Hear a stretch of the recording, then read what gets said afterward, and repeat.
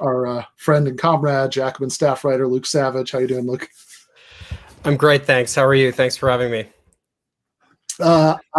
Yeah, I am good. And we did get a rare piece of good news for what it's worth. Legislatively, that the authorization for the Iraq War 18 years ago was finally repealed.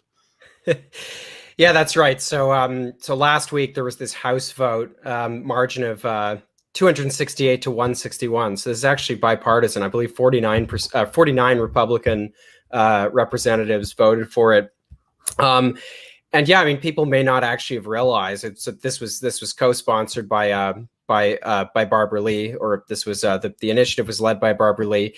People may not have realized, as I suspect many people didn't, that this was still on the books. This authorization, I believe the authorization for the first Gulf War is also still on the books, as is the very broad authorization after 9/11, the one passed on September 14th, 2001. And I mean, that's important to note, because I think, what could be more symbolic of the way militarism is just sort of an ambient haze in American culture and American politics. I can't think of anything that epitomizes that or embodies that better than, these authorizations for war still being on the books, years after decades after the, yeah, right. But there are actually real consequences to this. Donald Trump, for example, he invoked the 2002 Iraq War authorization when he assassinated Soleimani. So, there are legal consequences to this stuff as well. It's not just symbolic or abstract. Yeah. So you wrote an article in Jacobin called Barbara Lee Was Right about the war on terror. It says in the deck there, 20 years ago, Barbara Lee cast the lone vote against the authorization for use of military force, the blank check for endless war that came immediately after 9/11. Cale, do we have the clip from Barbara Lee's speech explaining her no vote for the authorization of the use of military force? September 11th changed the world. Our deepest fears now haunt us. Yet I am convinced that military action will not prevent further acts of international terrorism against the United States. This is a very complex and complicated matter. Now, this resolution will pass, although we all know that the president can wage a war even without it. However difficult this vote may be, some of us must urge the use of restraint. Our country is in a state of mourning. Some of us must say, let's step back for a moment. Let's just pause just for a minute and think through the implications of our actions today, so that this does not spiral out of control.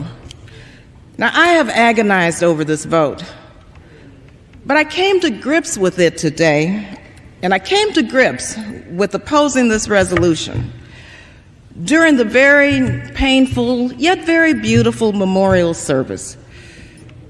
As a member of the clergy so eloquently said, as we act, let us not become the evil that we deplore.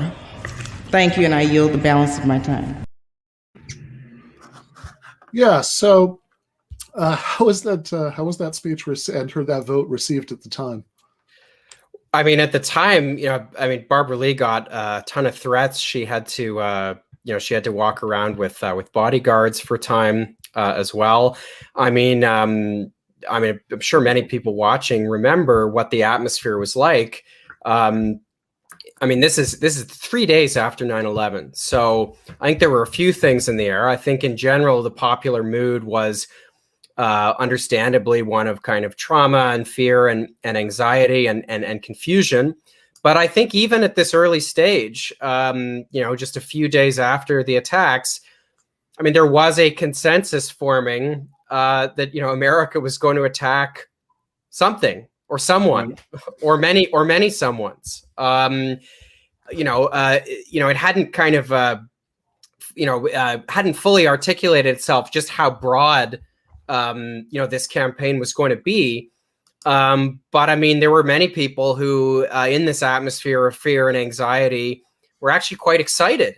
They thought, well, with the Cold War over, we don't have an enemy anymore. And so there's no kind of great ideological nemesis to, marshal ourselves around. And 9/11 for the, neocons in particular changed that equation.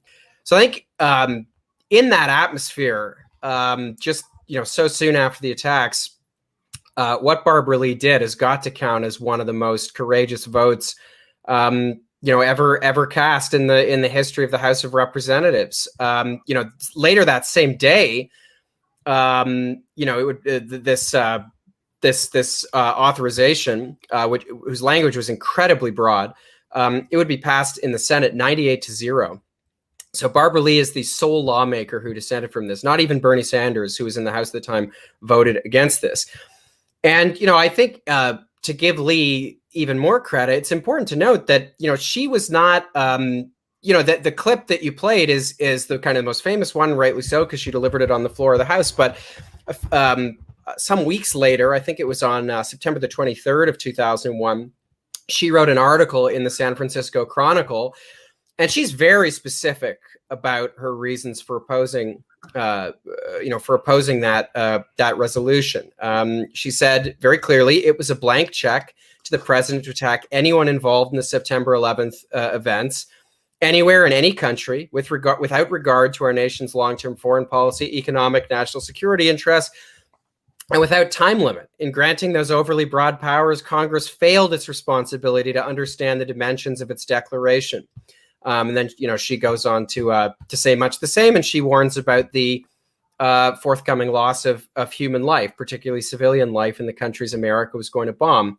So every part of this assessment has been borne out, and I think, Lee's arguments, if anything, have only been affirmed more and more strongly. Every president since, I guess, except for Biden, hasn't yet had the chance to do this.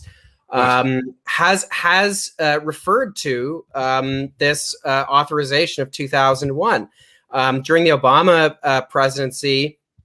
This was used as justification for military engagements in Afghanistan, Somalia, Iraq, Syria, Libya. I mean, essentially, if you can make the case, even if it's an incredibly nebulous one, that a country that America wants to bomb at a given moment can be associated with the broad idea of terror, which was always a deliberately vague idea. Essentially, Barbara Lee is right. It was a completely blank check. It was a carte blanche. You can essentially wage a war that is, has very arbitrary legal grounds, very, very broad, infinitely broad justification. And, Congress has already signed off on it. You don't even have to go through that, that check, which is, should be one of the most basic checks in a representative democracy, as I think most people would understand the concept. That just disappears. And so, Barbara Lee was right 20 years ago, and she's only more right today. Yeah, and I mean, it, really, just to underline how remarkable this vote was. As you say, even Bernie didn't vote against this thing. Even Dennis Kucinich didn't vote against it. On the Republican side, Bob Barr, who's since been associated with the Libertarian Party and has often taken anti-war positions, he voted for, he didn't vote against the authorization for the use of military force. I mean, nobody voted against this thing at the time. Yeah, I assume Ron Paul voted for it as well. No, that's true. That's a good point. Yeah, Ron Paul was in there too. So yeah, Ron Paul would have voted for it too. If he'd voted against it, I am absolutely certain that would have been, something that was brought up in 2008 and 2012. nobody voted against this thing. But not only did Lee cast the right vote, but I mean, her explanation was depressingly spot on, that this is a blank check for war that could just last forever and ever and ever. Yeah, that's absolutely right. I mean, it's worth noting. I mean, this is good news. The authorization for use of military force of 2001, that's still on the books. Right. That hasn't been touched yet, although there does seem like there's an increasing appetite for it to at least be changed, if not repealed. The Iraq resolution of 2002 passed the following year. That repeal's made it through the House. I think it's prospects in the Senate. I've been unable to kind of get a clear sense of what those are. But Chuck Schumer backs it, and Joe Biden backs it as well. So it may be that it actually that repeal actually happens. Who knows? I think it's overused when people say there's a bipartisan appetite for things. I think sometimes that's sometimes that's a little too generous or overly optimistic. In this case, I think there might actually be some Republican votes for some of this stuff, at least. Nice. All right. These wars have never been popular. They weren't popular shortly after they were launched, and they still aren't today. Yeah, right. Like certainly in the fall of 2001, the idea that we were gonna go after the bad people and kick some ass was very popular, and there was a point in late 2002, early 2003, going to war in Iraq was relatively popular, although also for an American war that had was just starting, like it wasn't that popular, but certainly since they really got going, I mean, they've been wildly unpopular. Mm-hmm. All right. Thanks so much, brother.